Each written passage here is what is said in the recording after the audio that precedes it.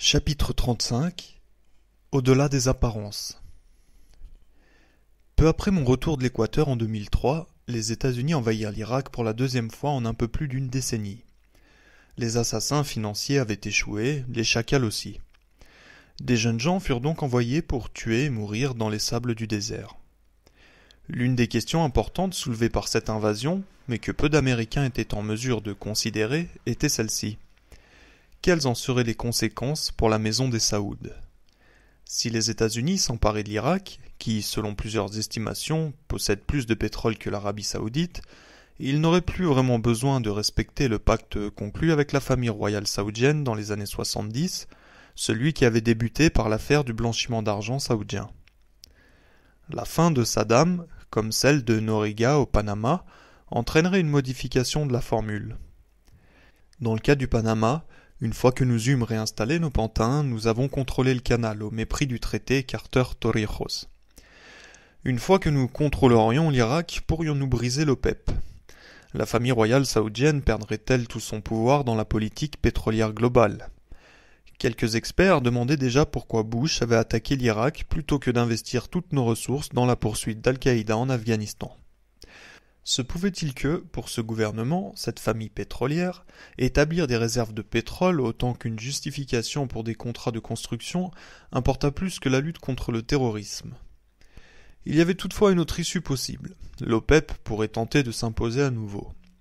Si les États-Unis prenaient le contrôle de l'Irak, les autres pays riches en pétrole auraient peu à perdre à augmenter leurs prix et à réduire l'approvisionnement.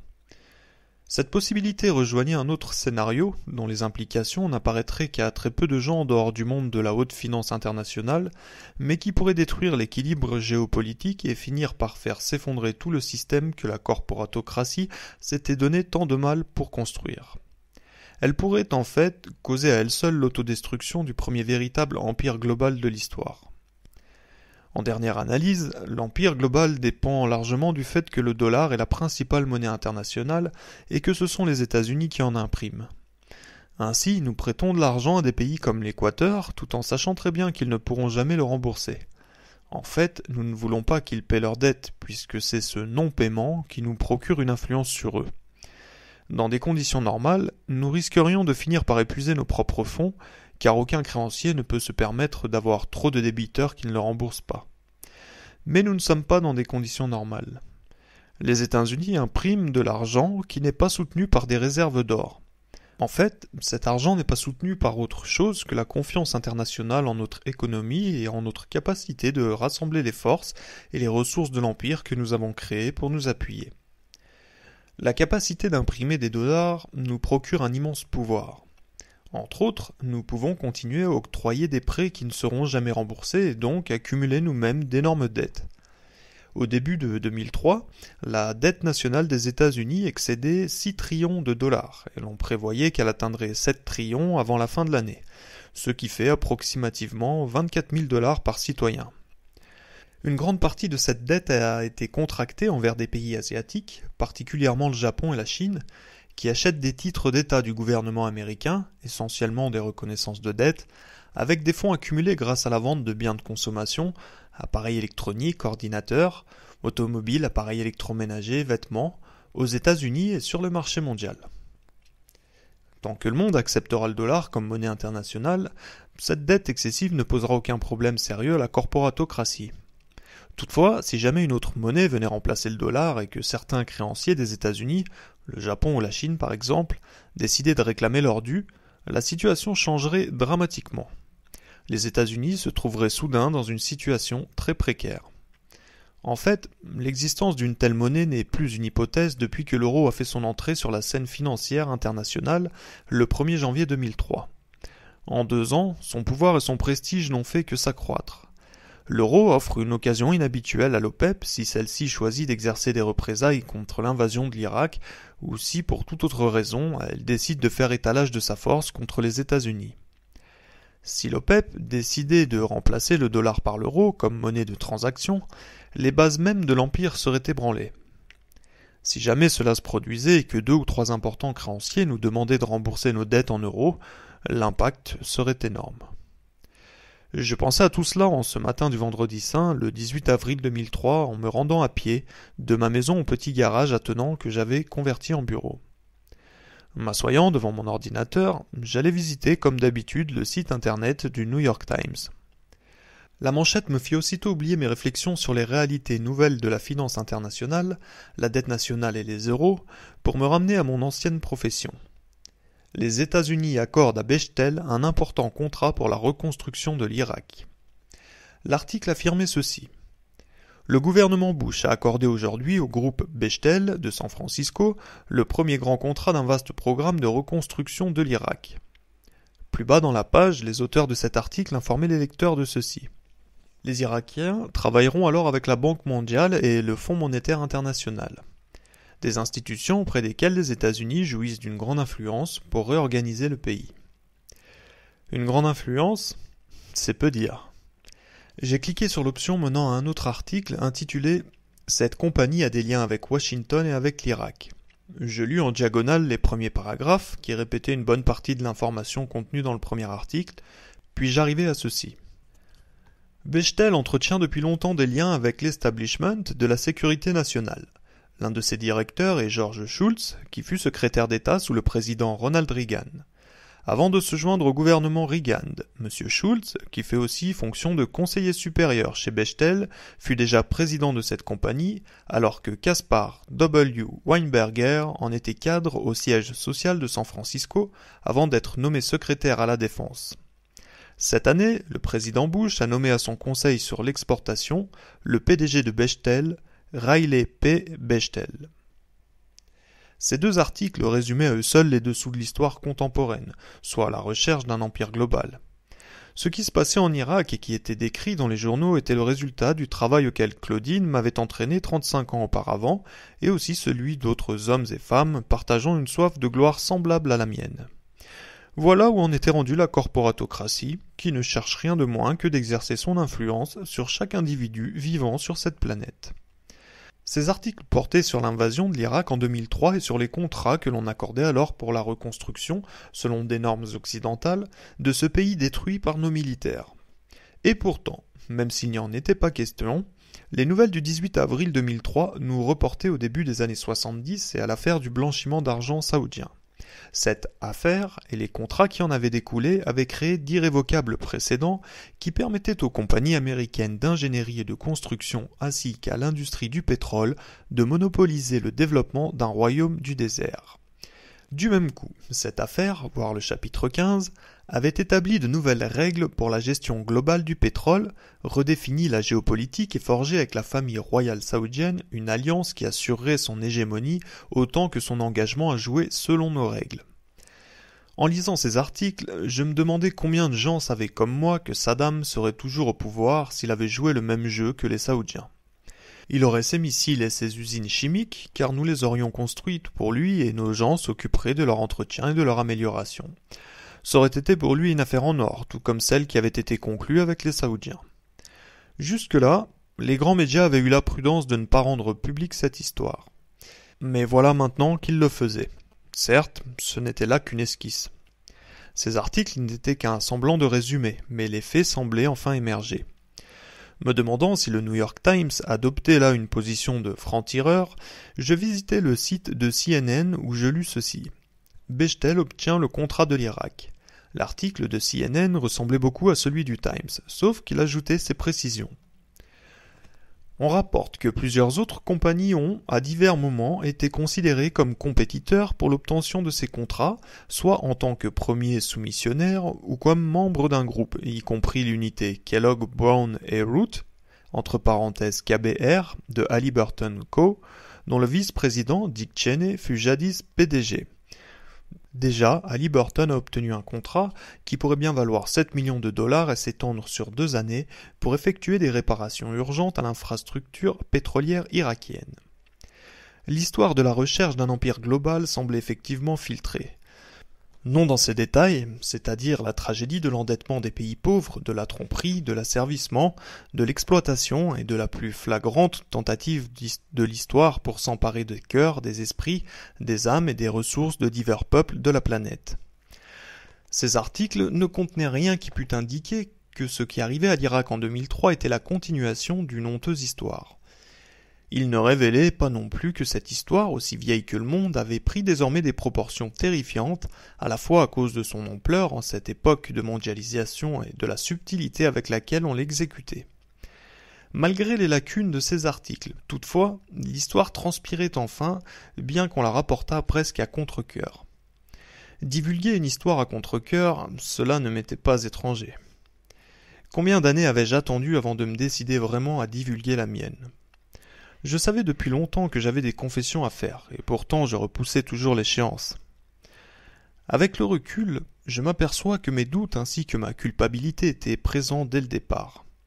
Ils avaient débuté dans l'appartement de Claudine, avant même que je ne m'engage à aller en Indonésie pour y effectuer une première mission, et ils m'avaient hanté presque continuellement durant toutes ces années. Je savais également que si je n'avais pas été constamment tourmenté par le doute, la douleur et la culpabilité, je n'aurais jamais démissionné. Comme tant d'autres, je me serais enlisé. Je n'aurais jamais décidé, un certain jour, sur une plage des îles Vierges, de quitter Maine. Et pourtant, je différais toujours d'agir, tout comme nous continuons à le faire collectivement. Ces articles semblaient suggérer l'existence d'une alliance entre les grandes compagnies, les banques internationales et les gouvernements, mais comme mon CV de Maine, ils ne faisaient qu'effleurer la surface, ne révélaient que les apparences. La véritable histoire n'avait pas grand-chose à voir avec le fait que de grandes compagnies d'ingénierie et de construction recevaient encore des milliards de dollars pour recréer un pays à notre image, et cela chez un peuple qui, selon toute vraisemblance, ne désirait aucunement refléter cette image, ni avec le fait qu'un groupe d'hommes élitaires n'avait aucun scrupule à abuser, ni comme tant d'autres avant eux, des privilèges de leur position au gouvernement. Ce tableau est beaucoup trop simple. Il implique que nous n'aurions qu'à nous débarrasser de ces hommes pour corriger le système. Il alimente les thèses de conspiration et nous fournit donc une excuse commode pour ouvrir le téléviseur en oubliant tout cela, nous cantonnant dans notre vision simpliste de l'histoire qui consiste à dire « ils vont s'en occuper ».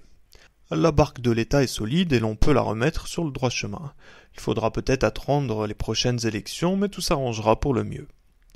La véritable histoire de l'Empire moderne, cette corporatocratie qui exploite les désespérés et accomplit le pillage de ressources le plus brutal, le plus égoïste et finalement le plus autodestructeur de toute l'histoire du monde, a peu de choses à voir avec le contenu des journaux de ce matin-là et, par contre, a tout à voir avec nous-mêmes.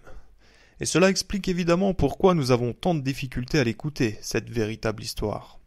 Nous préférons croire au mythe selon lequel la société humaine, après des milliers d'années d'évolution, a finalement créé un système économique idéal plutôt que de reconnaître qu'il s'agit simplement d'une idée fausse érigée en parole d'évangile. Nous nous sommes convaincus que toute croissance économique bénéficie à l'humanité et que plus cette croissance était importante, plus les bénéfices en étaient répandus. Finalement, nous nous sommes persuadés que le corollaire de cette idée était valide et moralement juste, soit que les gens qui excellent à stimuler la croissance économique doivent être félicités et récompensés, alors que ceux qui sont nés en marge de l'opulence sont disponibles pour l'exploitation.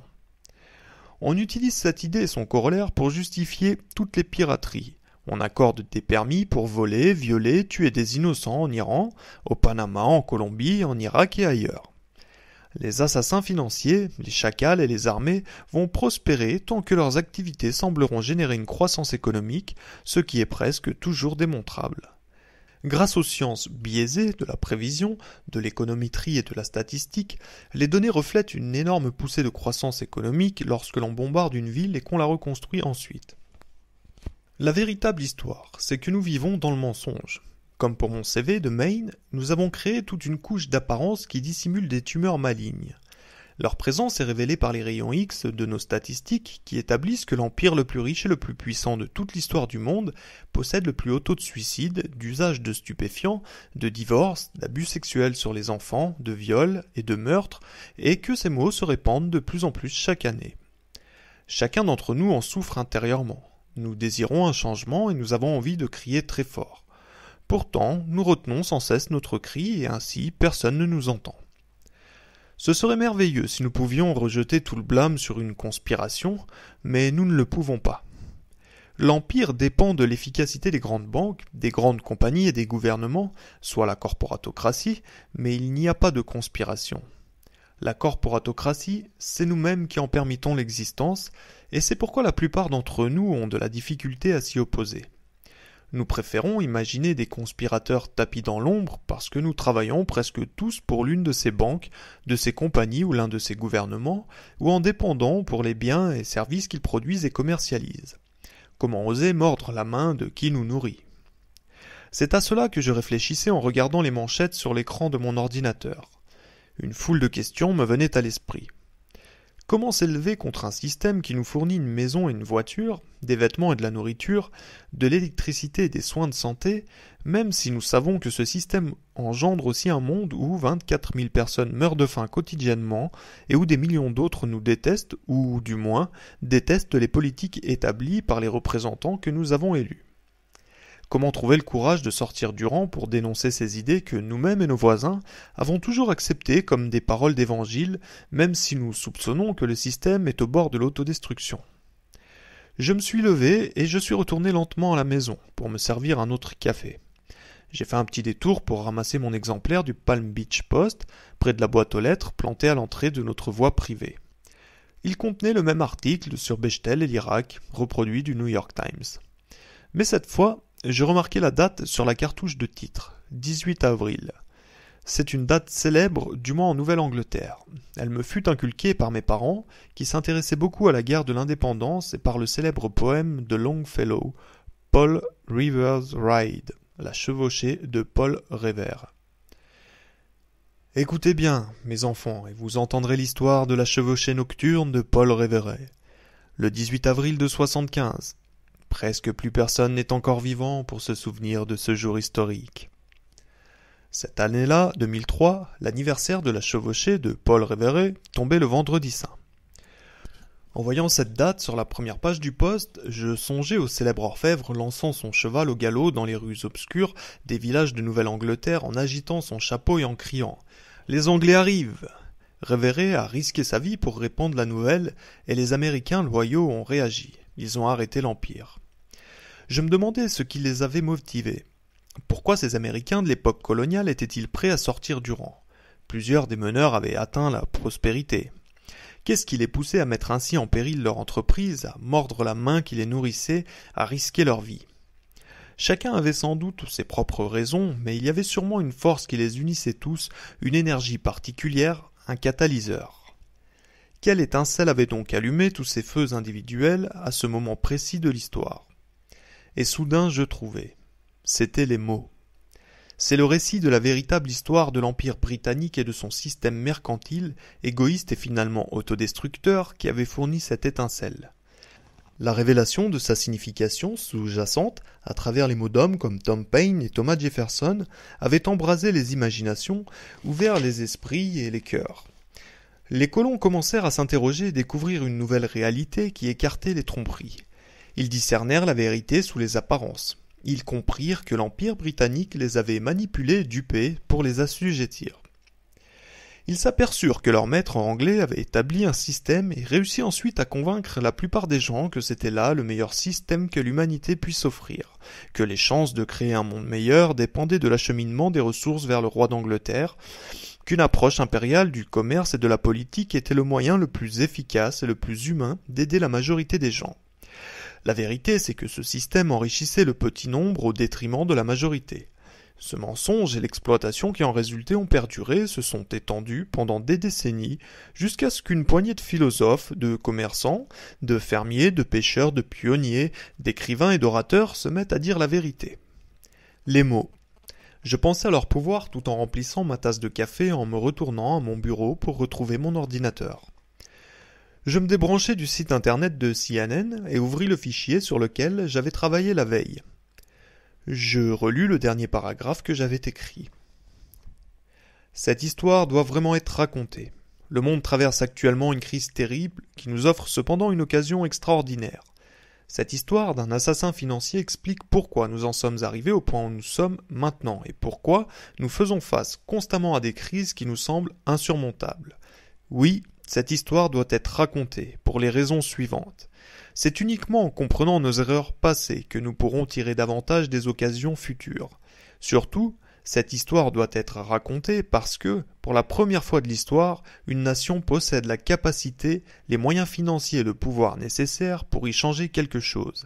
Cette nation est celle où je suis né et que j'ai servi en tant qu'assassin financier, les États-Unis d'Amérique.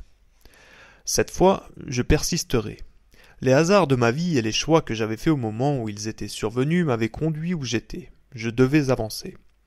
Je repensais à cet autre messager, cavalier solitaire, traversant en pleine nuit la campagne de la Nouvelle-Angleterre en criant son avertissement.